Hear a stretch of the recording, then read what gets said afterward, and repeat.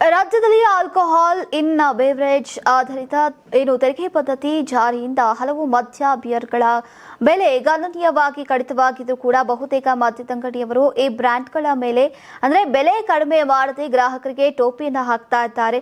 ಹಲವು ದೇಶಗಳಿಂದ ರಾಜ್ಯದಲ್ಲಿ ಬಲ್ಕ್ ಲೀಟರ್ ಆಧಾರಿತ ತೆರಿಗೆ ಪದ್ಧತಿ ಇದ್ದು ಇದೇ ಮೊದಲ ಬಾರಿಗೆ ದೇಶದಲ್ಲಿ ಪ್ರಪ್ರಥಮವಾಗಿ ಕರ್ನಾಟಕದಲ್ಲಿ ಮೇ 11ರಿಂದ ಮದ್ಯದಲ್ಲಿನ ಆಲ್ಕೋಹಾಲ್ ಪ್ರಮಾಣ ಆಧರಿಸಿ ಎಐಪಿ ತೆರಿಗೆ ಪದ್ಧತಿ ಜಾರಿಯಾಗಿದೆ. ನೀವು ಸಣ್ಣ ಆಗ್ಬೇಕಲ್ವಾ? ಅದು ಒಂದು ಉತ್ತಮ ಆಹಾರದಿಂದ ಸಣ್ಣ ಆಗ್ಬೇಕಲ್ವಾ? ಪ್ರತಿದಿನ ನಮ್ಮ ಜೀನಿ ಸ್ಲಿಮ್ ನ ಯೂಸ್ ಮಾಡಿ ಯಾವುದೇ ಸೈಡ್ ಎಫೆಕ್ಟ್ ಇಲ್ದಂಗೆ ನೀವು ಸಣ್ಣ ಆಗ್ತೀರಾ.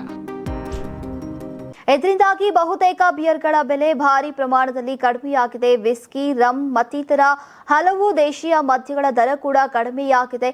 ಆದರೆ ಇದರ ಲಾಭ ಗ್ರಾಹಕರಿಗೆ ವರ್ಗವಾಗ್ತಾ ಇಲ್ಲ. ಈಗ ವಿದೇಶಗಳಲ್ಲಿ ಎಐಪಿ ಪದ್ಧತಿ ಅನುಸರಿಸುವುದು ಸಾಮಾನ್ಯವಾಗಿದ್ದು ರಾಜ್ಯದಲ್ಲಿ ಅಬಕಾರಿ ರಾಜಸ್ವ ಹೆಚ್ಚಿಸಿಕೊಳ್ಳೋಕೆ ಇದನ್ನ ಅಳವಡಿಸಿಕೊಳ್ಳಲಾಗಿದೆ. ಇದರಿಂದ ಬಿಯರ್ ಮತ್ತು ಬಹಳಷ್ಟು ಪ್ರೀಮಿಯಂ ಬ್ರ್ಯಾಂಡ್ಗಳು ಅಗ್ಗವಾಗಿದೆ. ಆದರೆ ಬಹುತೇಕ ವೈನ್ ಸ್ಟೋರ್, ಬಾರ್ ಅಂಡ್ ರೆಸ್ಟೋರೆಂಟ್ಗಳು ಇನ್ನೂ ಹಳೆಯ ದರದಲ್ಲೇ ಮದ್ಯ ಮಾರಾಟವನ್ನ ಮಾಡ್ತಾ ಇವೆ. ಕೆಲ ಎಂಎಸ್ಐಎಲ್ ಮದ್ಯ ಮಾರಾಟ ಮಳಿಗೆಗಳ ಕತೆ ಕೂಡ ಇದಕ್ಕೆ ಹೊರತಲ್ಲ. ಈ ಬಗ್ಗೆ ಗ್ರಾಹಕರು ಪ್ರಶ್ನಿಸಿದ್ರೆ ನಮ್ಮಲ್ಲಿ ಹಳೆಯ ಸ್ಟಾಕ್ ಇದೆ, ಆದ್ದರಿಂದ ಕಡಿಮೆ ಬೆಲೆಗೆ ನೀಡುವುದಿಲ್ಲ ಅಂತ ಸಬೂಬು ಹೇಳ್ತಾ ಇದ್ದಾರೆ. ಬೆಲೆ ಇಳಿಕೆಯಾಗಿದ್ರೂ ಕೂಡ ಬಾಟಲ್ ಮೇಲಿನ ಲೇಬಲ್ ಇನ್ನೂ ಹೊಸ ದರ ನಮೂದಾಗಿಲ್ಲ.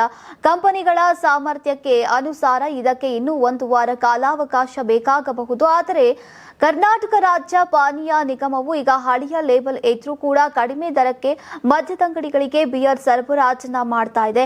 ಆದರೆ ಮದ್ಯಪ್ರಿಯರಿಗೆ ಇದ್ಯಾವುದರ ಅರಿವಿಲ್ಲದೆ ಇರೋದ್ರಿಂದ ಈಗ ಬಹುತೇಕ ಮದ್ಯದಂಗಡಿಗಳಲ್ಲಿ ಬಾಟಲ್ಗಳ ಮೇಲಿನ ಹಳೆಯ ದರವನ್ನೇ ತೋರಿಸಿ ಗ್ರಾಹಕರಿಗೆ ಅಧಿಕ ವಸೂಲಿ ಮಾಡಲಾಗ್ತಾ ಇದೆ.